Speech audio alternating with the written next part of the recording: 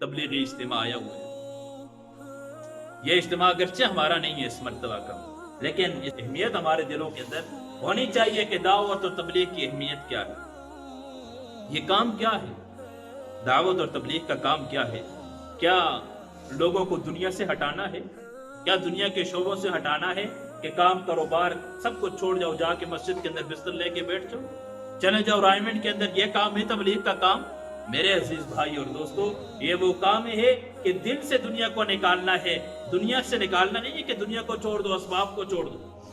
इसकी मिसाल देखो, दुनिया की मिसाल तो यूं है ना कि जैसे किश्ती है, पानी के अंदर चलती है, समंदर के अंदर चलती है, लेकिन अगर उस किश्ती के अंदर सुराख कर दिया जाए, वो पानी किश्ती के अंदर आ जाए तो सारी की सारी किश्ती गर्क हो जाएगी। इसी तरह इस दुनिया के अंदर हमने रहना है, असबाब को अख्तियार करना है, अपने कारोबार भी करने हैं, काम काज भी करने हैं, लेकिन अगर दिल का सुराख हो गया और ये दुनिया दिल के अंदर चली गई तो बहुत बर्बाद हो जाएगी। दिल बादशाह है, सारा जिस्म गर्क हो जाएगा, गुनाहों के अंदर डूब जाएगा, दलदल में फंस जाएगा, दलदल में फंस जाएगा। मेरे अजीज भाई और दोस्तों, ये तड़प है, ये गम है, फिक्र है कि जाके देखिए कि जो नबियों वाला काम था, नबियों वाला गम था, वो दर्द था, ये वो दर्द है। क्या कोई जलसा हो रहा है, क्या कोई सियासी प्रोग्राम है, क्या कोई तंजीम है, किसी तंजीम का काम है, जाके देखे तो सही।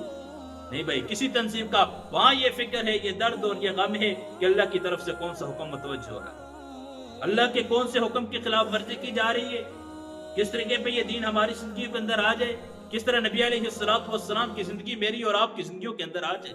ये तबलीग और दर्द और का नाम है दावत तबलीग, दर्द का नाम है, तकरीरों का नाम नहीं, बयानात का नाम नहीं है कि इंसान तकरीरें करे और बयान करे यूं कहे कि मैं दावत तबलीग की मेहनत कर रहा हूँ। ये दर्द और गम का नाम है। कौन सा दर्द और गम? अल्लाह रब्बुल इज्जत ने हमें तो अल्लाह का शुक्र अदा करना चाहिए कि उस दौर के अंदर अल्लाह ने हमें पैदा किया, जिस दौर के अंदर अल्लाह ने इस काम को दोबारा और दे दिया। वो एक शख्स की मेहनत के वजह से हज़रत जी मौलाना इलियास रहमतुल्लाह की कोई मामूली मेहनत नहीं थी, कोई मामूली मेहनत नहीं थी। हज़रत कई मदारिस के मुहतमिम थे, कई मदारिस के मुहतमिम थे। एक मरतबा यूँ हुआ कि प्रोग्राम जैसे होते हैं, एक बच्चे का प्रोग्राम था, बच्चा कुरान का हाफिज बना।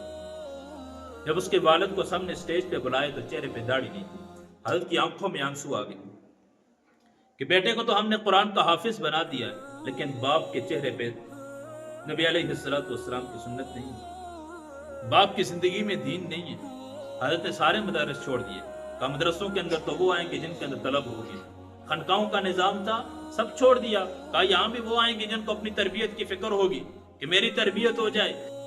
40 दिन जाके नबी अलैहिस्सलाम के रोजे पे इतिकाफ, 40 दिन अल्लाह के नबी के रोजे पे इतिकाफ करने के बाद अल्लाह ने इस काम का इल्हाम किया और ख्वाब के अंदर बताया गया कि इलियास तुमसे काम लिया जाएगा, इलियास तुमसे काम लिया जाएगा। जब ये वहां से वापस आए, अशरफ अली थानवी साहब रहीमहुल्लाह के पास आए, हज़रत मैंने ख्वाब देखी, ख्वाब के अंदर मुझे बताया गया कि इलियास तुमसे काम लिया जाएगा। हालांकि मैं इतना कमजोर और मेरे अंदर क्या अहलियत है, मेरे अंदर क्या है कि मुझसे कैसे काम का? अल्लाह ने बताया ना लिया जाएगा, ये तो नहीं कहा कि आप काम करेंगे, अल्लाह अपनी मर्जी के मुताबिक, अपनी शान के मुताबिक तुझसे काम लेंगे। हज़रत थानवी साहब फरमाया करते थे कि इलियास ने यास को आस में बदल दिया। हमें तो दीन के दोबारा जिंदे होने की उम्मीद ही नहीं थी, नाउमीद हो चुके थे, लेकिन इलियास ने उस नाउमीदी को दोबारा उम्मीद के अंदर तब्दील कर दिया। और बाकी 10 साल की मेहनत के बाद, हमारे उस्ताद मोहतरम फरमाया करते थे कि 10 साल की मेहनत के बाद पहली रोजे की जमात निकली थी। वो मेहनत ऐसी नहीं थी कि जाके दावत देना, गश्तें, मुलाकातें सिर्फ यहाँ तक नहीं थी। पहले वक्तों के अंदर ऐसे था, बेतखला वगैरह तो होते नहीं थे। घरों के अंदर एक गड़े के अंदर कोई बर्तन वगैरह होता, उसके अंदर ये अपनी हाजत पूरी करते, क़ज़ाए हाजत, और जितना वहाँ गंद होता वो रात को या किसी वक्त भी वो बाइक से आदमी आता, वो उठा के जाए दूर जाके फेंकता था। कहा हालत में वादियों के घरों में जाते थे, कहा 10 साल तक उनके घरों की यूं सफाई की, उस गंद को अपने सर के ऊपर उठा के जाके फेंकते थे। कहा 10 साल के बाद जब पहली से रोजे की जमात निकली तो बूढ़े थे, मेवाती थे, हाथों के अंदर हुक्का है, कलमा भी उनको सही नहीं आता, लेकिन हजरत की आंखों में आंसू थे और जुबान पे एक नारा था, इनकलाब आ गया, इनकलाब आ गया। और वाकई अल्लाह ने इनकलाब बर्पा कर दिया था। और लोग कहते थे ये पागल हो गए, दीवाने हो चुके हैं कि ये बूढ़े, ये मेवाती, ये बूढ़े जिनके हाथों में हुक्का पकड़ा हुआ है, जिनका कलमा भी सीधा नहीं है, और ये जाके दीन का क्या काम करेंगे, इनकी वजह से क्या इनकलाब आएगा। तो अल्लाह ने वाकई इनकलाब, ये ऊपर से जहाज जाता था ना, इसको चील गाड़ी कहा करते थे। का एक वक्त आएगा इसके अंदर भी मेरी जमात होगी। देवबंद के एक आलिम कहते हैं कि मैं फारिग हुआ देवबंद से और मैं जाने लगा, ईरान के वो आलिम थे, कहते हैं कि मैं बड़े बड़े असराफ से सबसे मुलाकात की, तो मैं हजरत के पास भी आया।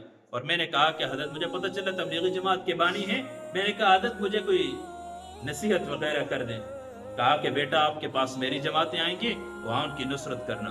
کہتے ہیں کہ مجھے ہنسی آئی اور بڑی اونچی آواز سے میں نے اپنے بڑے قابو کیا، باہر آ کے ہنسا.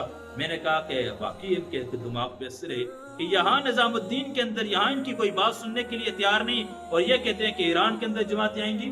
کہا پھر وہ وقت آیا، میری ان آنکھوں نے وہ وقت دیکھا.